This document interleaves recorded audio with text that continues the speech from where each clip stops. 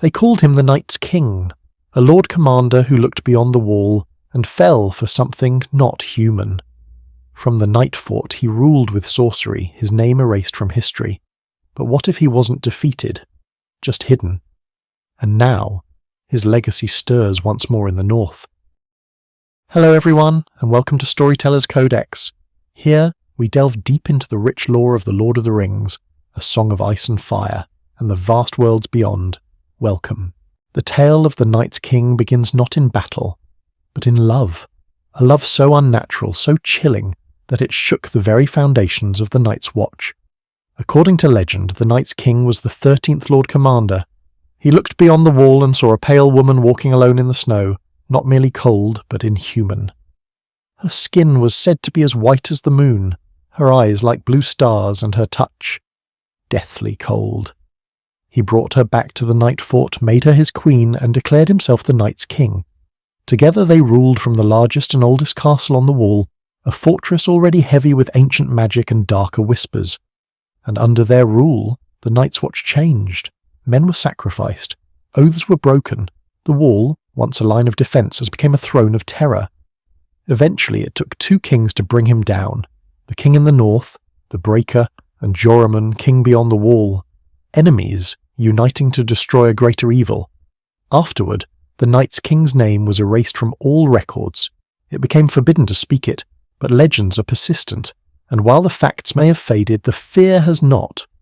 So the question remains, was the Night's King truly a madman, or was he something more, the first man to be changed by the powers of ice? The ancient records never named the Night's King, but the old stories claim he was the 13th Lord Commander of the Night's Watch, and possibly a Stark of Winterfell. Some believe he was the brother of the Breaker, the king in the north, who later brought him down. If true, it means the Night's King came from the very heart of northern nobility. Not an outsider, not a wieldling, but one of their own. A Stark, sworn to defend the realms of men, who chose something else entirely. The idea isn't without weight. The Stark name is older than the wall itself. Their blood is tied to the old magic, the first men, and the godswood. And if one of them did fall, it might explain the silence that surrounds the entire tale. This was a betrayal from within. But others point to House Bolton, ancient enemies of the Starks, known for their flayed man banners and brutal customs. Long before they bent the knee, the Boltons were kings in their own right, and no strangers to blood sacrifice. Their ancestral seat, the Dreadfort, sits not far from the wall, and their legacy is soaked in cruelty. A Bolton as the Night's King fits the legend's tone, a cold ruler in league with something inhuman. But unlike the Stark theory, it lacks the tragic symmetry. There are also those who believe he wasn't highborn at all. Just a man with ambition, a Night's Watch officer who saw something powerful in the frozen north and seized it. Whoever he was, he held enough influence to reshape the Night's Watch from within, and to turn one of the oldest castles on the wall into a throne of darkness. The man behind the legend may be gone, but the consequences of his choice still echo through the north. The reign of the Night's King did not last forever. It couldn't. What began with a silent marriage at the wall ended with war. According to northern legend, 2 kings joined forces to stop him. The Breaker, king in the north, and Joramun, the king beyond the wall. They were not allies by nature. One ruled from Winterfell under the banner of the direwolf, the other from the frost-bitten wilds leading the free folk. But whatever power the Night's King had awakened was enough to force enemies into alliance. What they fought against is never clearly described. The records, if they ever existed, are gone. Burned, buried, forgotten. We are told only that it took both kings to end it, to storm the Night Fort and cast the Night's King down. Was it a siege, a battle against dark sorcery, or something stranger, something older than swords? Brandon survived. He returned to Winterfell and ruled for many years. Joramun did not. But something passed between them. A pact. A silence. And from that day forward, the Night's King was never named again. Not in the White Towers of Old Town, not in the crypts of Winterfell, not even in the hearts of the Night's Watch, whose very purpose was shaped by his fall. In the story of Westeros, this moment is rarely mentioned, but beneath it lies something foundational. the moment when the wall ceased to be just stone and snow, and became a monument to a war we were never meant to remember. The woman at the heart of this story is never named. She has no house, no voice, no history, only a description. Her skin was pale as the moon, her eyes blue as stars.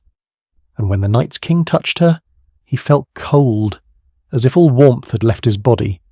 That single image, man and ice, has echoed through Westeros ever since. Was she a White Walker, another in human form, or something older, a spirit, a shadow, a fragment of forgotten magic? The tales call her a woman, but nothing about her sounds human. She didn't simply seduce the Night's King, as she changed him, twisted his purpose, corrupted his oath. After they wed, sacrifices began.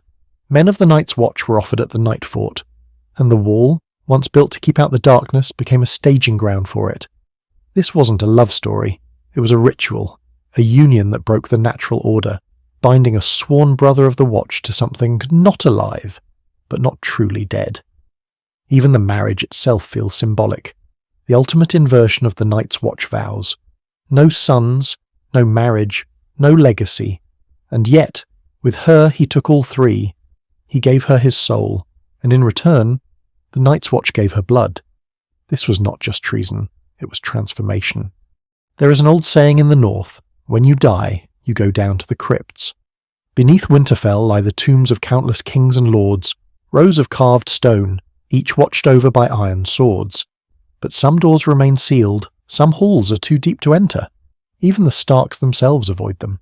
Bran dreamed of the crypts, Jon felt them calling, and Ned Stark once said the statues down there looked more like the dead than the living. The deeper you go, the colder it gets. If the Night's King was truly a Stark, a brother to the Breaker, then what became of his body? No song tells of it. No tomb bears his name. But the North remembers, and the Starks more than any are bound by blood. Brandon may have destroyed his brother in life, but in death, he may have brought him home, not to honour him, but to contain him. The crypts of Winterfell were carved from black stone older than the castle itself.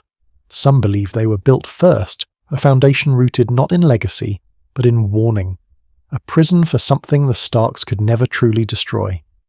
That's why the oldest levels are sealed, why no records describe what lies beyond the lowest stair, and why every lord of Winterfell is buried with a sword across his lap to keep whatever sleeps below from rising again. The Night's King is gone, but his legacy never truly vanished.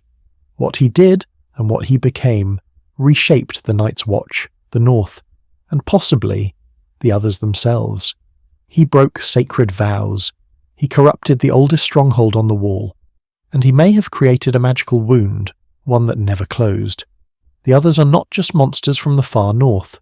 They are order, logic, symmetry, dressed in ice. Their king, never named in the books, carries the same cold beauty as the Night's King's bride. The parallels are sharp.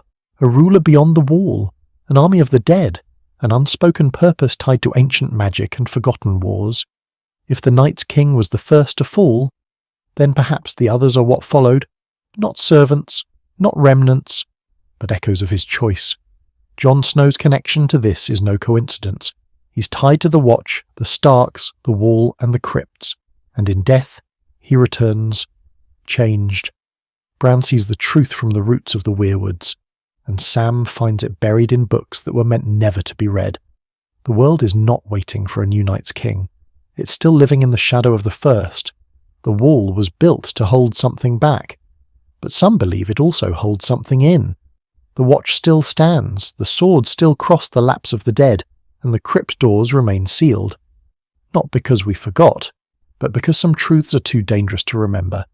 The Night's King is not a character.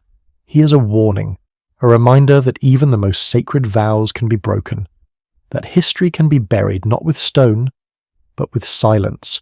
He may have ruled for only a short time, but the consequences of his reign stretch across centuries, from the foundation of the Night's Watch, to the mysteries of the Wall, to the sealed crypts beneath Winterfell. We may never know who he truly was, whether he was a Stark, a traitor, or something older than either.